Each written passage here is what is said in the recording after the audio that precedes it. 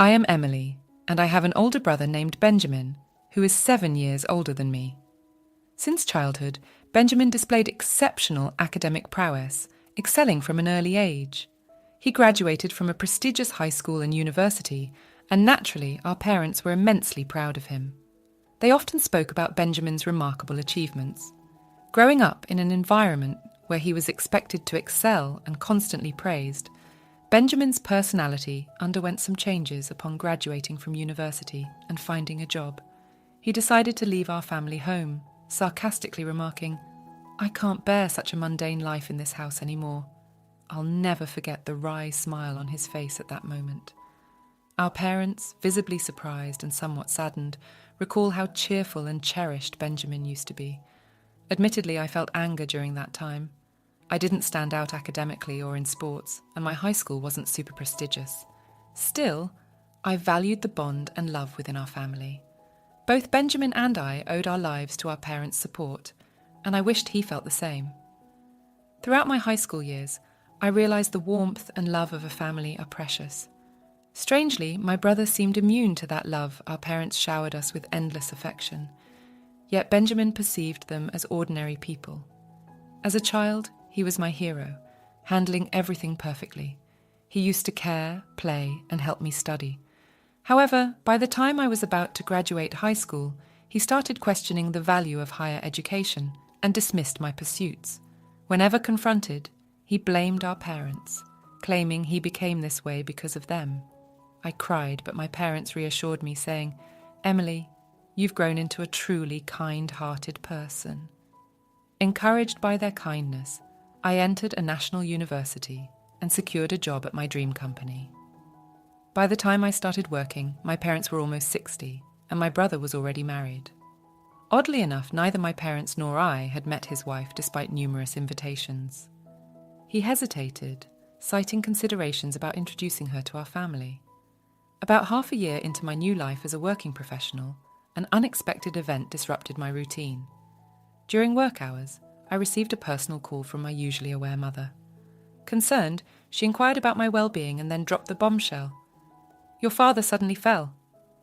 My heart sank, and I immediately informed my supervisor, rushed to catch a taxi, and hurried to the hospital. My mother had mentioned it along the way. As I made my way to the hospital, my mind was filled with repeated hopes and prayers for my father's well-being. Upon entering the waiting room, a heart-wrenching scene unfolded. My mother, tears streaming down her face, greeted me with visible distress. "What happened, Mum?" I asked, settling beside her with a heavy heart. The morning had started like any other, and the sudden turn of events left me unable to process the unfolding situation. Words poured out of me, one after another, seeking answers. After a pause, my mother quietly uttered, "Your father has been diagnosed with cancer." The revelation hit me like a tidal wave, causing time to momentarily stand still. The shock, surprise, and anxiety within me spilled out in my voice as I questioned why. Taking a deep breath, my mother began to speak with a tone laced with sadness. "It's stage 4. The cancer has spread to the bile duct, and they said it's hard to remove it all." Her tears flowed uncontrollably, and I struggled to find words as I listened, grappling with the weight of the news. Seeking a glimmer of hope, I asked, "What treatment will be done next?" My mother nodded somberly, and after a brief pause, the attending physician entered to explain the detailed condition and treatment plan. The reality of my father's illness had surpassed expectations, with confirmed metastasis to other parts.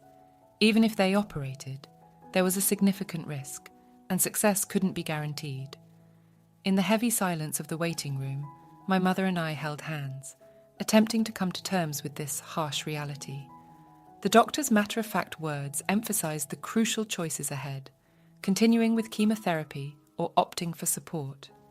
In the palliative care ward, the ticking of the clock's second hand seemed to carve through the atmosphere, underscoring the gravity of the situation. Contemplating how to navigate this challenging moment, I suggested involving my brother, Benjamin, in the decision-making process. Picking up my smartphone with a forced smile, I informed my mother that I had already attempted to contact Benjamin. However, recalling his past behavior and nature, I sensed a premonition of his reluctance to face tough decisions.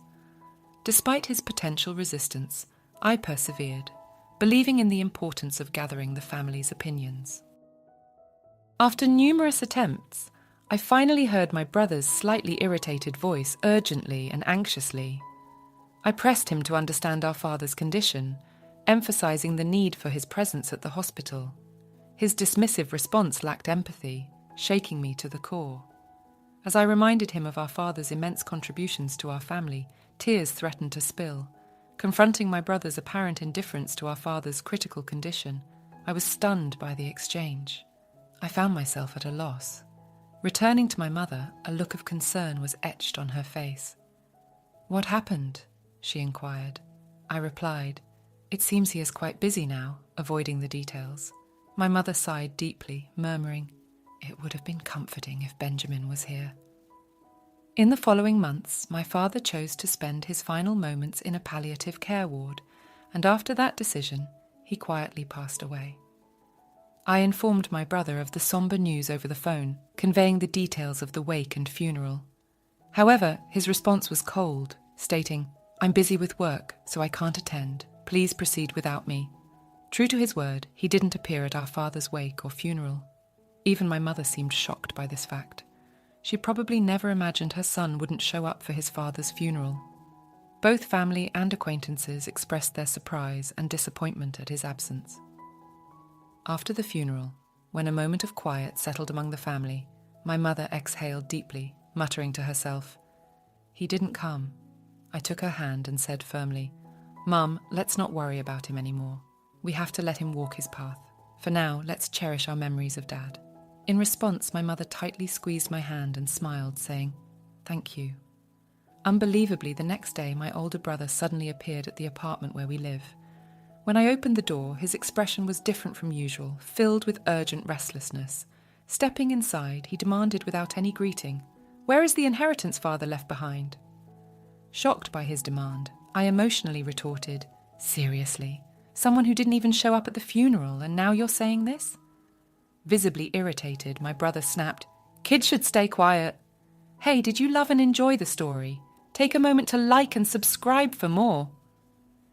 Instantly tensing the atmosphere, my mother stepped forward to calm the situation, explaining, "Apart from this apartment, your father didn't leave much behind." "There's no way that's true," retorted my brother in frustration. Barely concealing his anger and remaining calm, my mother placed my father's passbook on the table for him to see. Flipping through it, it became clear that all the savings our father had were transferred to a different account. "What is this all about?" my brother exclaimed in surprise. Gently, my mother replied, "Your father had instructed me to move all the money to my account earlier. Also, this apartment's name has been changed, and now it's in my name." Taken aback, my brother was at a loss for words. He merely clicked his tongue in frustration and left. As we watched his departing figure, we were once again filled with admiration and gratitude for our father's foresight and his plan to protect the family. A few months later, my mother suddenly fell, and she was immediately taken to the hospital. It was completely unexpected, and the family was filled with shock and concern. The diagnosis revealed that she had pneumonia, and it was in a more advanced stage than we thought. I recalled that she had been coughing slightly lately, and when she visited a small clinic, the diagnosis was a minor cold. Relieved by this news, we didn't think much of it. However, more detailed examinations at a major hospital revealed a much more severe condition, giving her only about 3 months to live. Hearing this news left me speechless, as it seemed unimaginable, especially considering how healthy she appeared. Tragically, just a few days after the 3-month mark, my mother quietly passed away, leaving a space filled with indescribable stillness and sorrow. Filled with guilt and grief, I questioned why I didn't notice sooner and why I didn't take her to a bigger hospital immediately. Even after learning about my mother's pain, there was no sign of my brother coming to our house. My aunt, my mother's sister, and I handled the arrangements for the wake and the funeral. Understandably, my brother's absence was a significant shock for my aunt, just as it had been during our father's funeral. However, expecting or saying anything to my brother felt meaningless given his past actions. A few days after the funeral, as my aunt and I were sorting out the heirloom, my brother appeared again. accompanied by his wife, whom we were meeting for the first time. He bluntly inquired about our mother's inheritance, assuming she must have left something. Shocked and dumbfounded, my aunt stared at him in disbelief. The most astonishing part was that beside my brother stood his wife, my new sister-in-law, who neither met our eyes nor greeted us. She just stood silently next to my brother. Even more shocking was that my brother didn't even visit our mother's grave. Trying to maintain calmness, I suggested, "Brother, please, at least pay your respects to our parents. Visit Mom's grave." However, he responded dismissively, "Does that even mean anything?" He quickly followed up with, "By the way, how much of Mom's inheritance is left?" At that moment, my aunt's expression changed drastically. In a voice filled with anger, contrasting with her usual warmth, she sternly admonished Benjamin. "How can you think of such things at a time like this?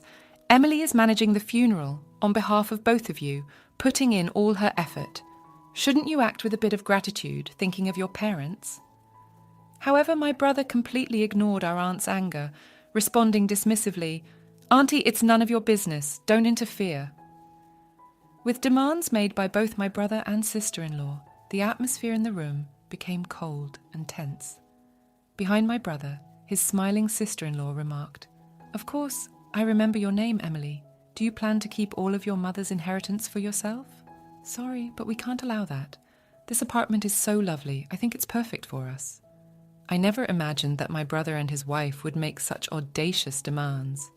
"Why should I have to leave for the sake of both of you?" I asked, my voice quivering. Undeterred, my sister-in-law continued, "This apartment has just been renovated, and its location is amazing. It's close to the station, and there are plenty of shops, so we'll be living here." My anger reached its peak, and I couldn't hold back. "Big brother, all you care about is the inheritance. What are you thinking?" Turning away, my brother let out a heavy sigh, remarking, "Such vulgar behaviour. Do you think raising your voice solves everything? We'll be back here in 3 days. Have everything ready to move out by then." With those words, their intentions became crystal clear. A mix of my anger and sadness bubbled up, and I couldn't stop my tears from flowing. However, this wasn't just a one-time event. Determined, I wiped my tears. My aunt gently tapped my shoulder and handed me a letter. The delicate handwriting of my mother adorned the envelope's surface. "What's this, Auntie?" I asked, carefully opening the envelope. "Your mother entrusted this to me for a just-in-case scenario. She told me to give it to you at the right moment," my aunt said, tears forming in her eyes. Unfolding the paper inside, my mother's beautiful handwriting filled the page.